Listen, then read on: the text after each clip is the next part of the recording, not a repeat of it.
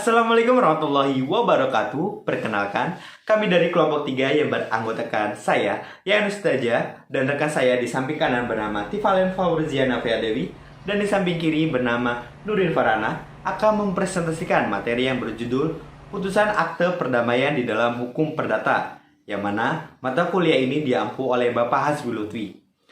Mari kita sama-sama belajar hukum, yaitu mengenai akta perdamaian di dalam gugatan perdata. Di sini, akta perdamaian berlangsung di dalam sidang pengadilan.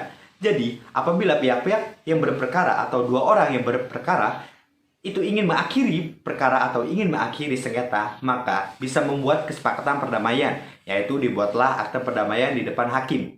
Kemudian perdamaian tersebut diajukan kepada hakim dan hakim menjatuhkan putusan tersebut. Dari putusan tersebut maka akan memperoleh kekuatan hukum tetap, dan putusan perdamaian yang dilakukan oleh hakim sudah mempunyai kekuatan hukum.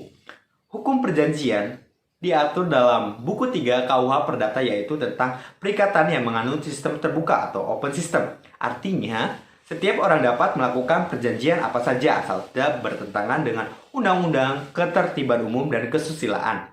Maka dari itu, presentasi ini kelompok kami akan membahas 3 sub pembahasan, yaitu pengertian dari akta perdamaian, macam-macam dari akta perdamaian, dan jenis-jenis akta perdamaian. Langsung saja kita ke pembahasan pertama, yaitu pengertian akta perdamaian.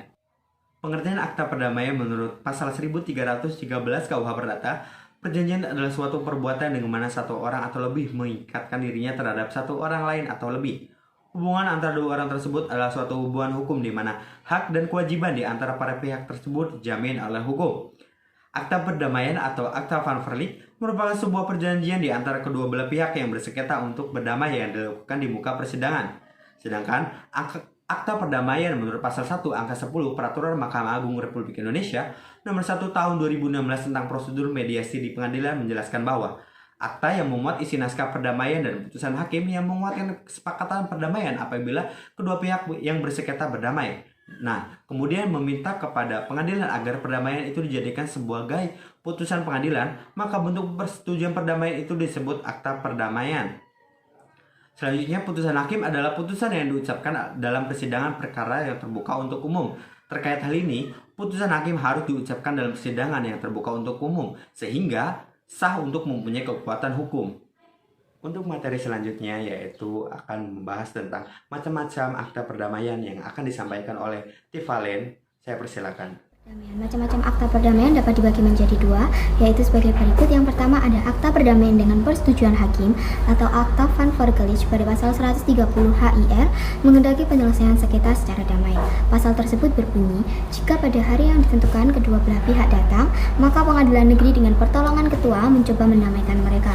Menurut ketentuan pasal 1858 ayat 1 KUH Perdata, bahwa segala perdamaian di antara pihak sesuatu kekuatan seperti putusan hakim dalam tingkat yang penghabisan.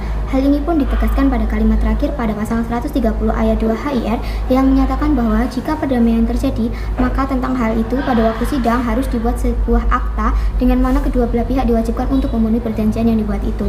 Maka surat atau akta itu berkekuatan dan akan dilakukan sebagai keputusan hakim yang biasa. Menurut penjelasan pasal 130 ayat 2 HIR, pada prinsipnya akta perdamaian yang dibuat secara sah akan mengikat dan mempunyai kekuatan hukum yang sama dengan putusan pengadilan yang telah mempunyai kekuatan hukum tetap dan tidak dapat dilakukan upaya banding. Yang kedua ada akta perdamaian tanpa persetujuan hakim atau akta van dading. Dading adalah suatu perjanjian yang tunduk pada buku 3 KUH Perdata dan oleh karenanya sejalan dengan ketentuan pasal 1338 KUH Perdata alinea pertama. Dading sebagai suatu perjanjian asalkan dibuat secara sah mengikat para pihak yang membuat sebagai undang-undang. Jadi, asalkan dading tersebut sebagai suatu perjanjian dibuat secara sah sesuai dengan ketentuan pasal 1320 KUH Perdata mengenai syarat-syarat sah perjanjiannya. Di antaranya ada kesepakatan, kecakapan, hal tertentu, kausa yang halal.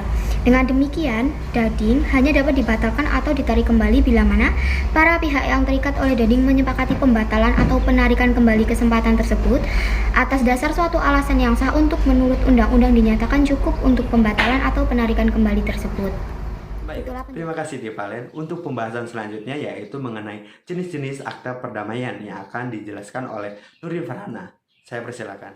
Pada dasarnya, substansi perdamaian dapat dilakukan secara bebas oleh para pihak, namun undang-undang telah mengatur berbagai jenis perdamaian yang tidak boleh dilakukan oleh para pihak. Perdamaian yang tidak diperbolehkan adalah yang pertama, yaitu perdamaian yang telah terjadinya kekeliruan mengenai orang yang bersangkutan atau pokok perkara. Yang kedua, yaitu perdamaian yang telah dilakukan dengan cara penipuan atau paksaan. Kemudian yang ketiga, yaitu perdamaian mengenai kekeliruan duduknya perkara tentang suatu alas hak yang batal, kecuali bila para pihak telah mengadakan perdamaian tentang kebatalan itu dengan pernyataan yang tegas. Kemudian yang keempat, yaitu perdamaian yang diadakan atas dasar surat-surat yang kemudian dinyatakan palsu. Kemudian yang kelima, yaitu perdamaian mengenai sengketa yang sudah diakhiri dengan suatu keputusan hakim yang telah memperoleh kekuatan hukum yang pasti, namun tidak diketahui oleh kedua belah pihak atau salah satu pihak. Akan tetapi jika keputusan yang tidak diketahui itu masih dimintakan banding, maka perdamaian mengenai sengketa yang bersangkutan adalah sah.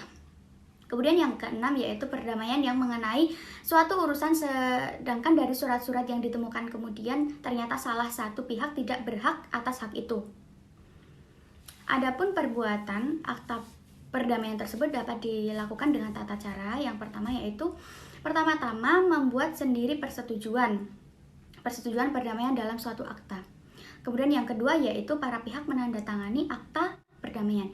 Yang ketiga, yaitu pengadilan atau menjatuhkan keputusan sesuai dengan materi atau isi dari akta perdamaian dengan diktum atau amar.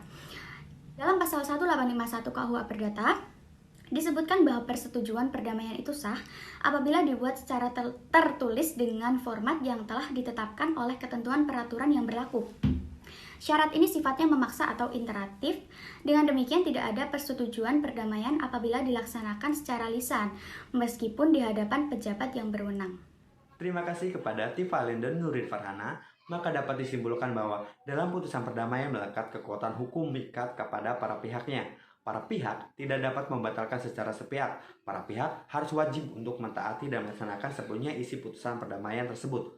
Putusan perdamaian ini mempunyai kekuatan eksekutorial, yaitu apabila salah satu pihak melakukan prestasi atau tidak melaksanakan persetujuannya yang ditulis dalam akta perdamaian dalam putusan perdamaian, maka pihak lawan dapat langsung melakukan permohonan eksekusi.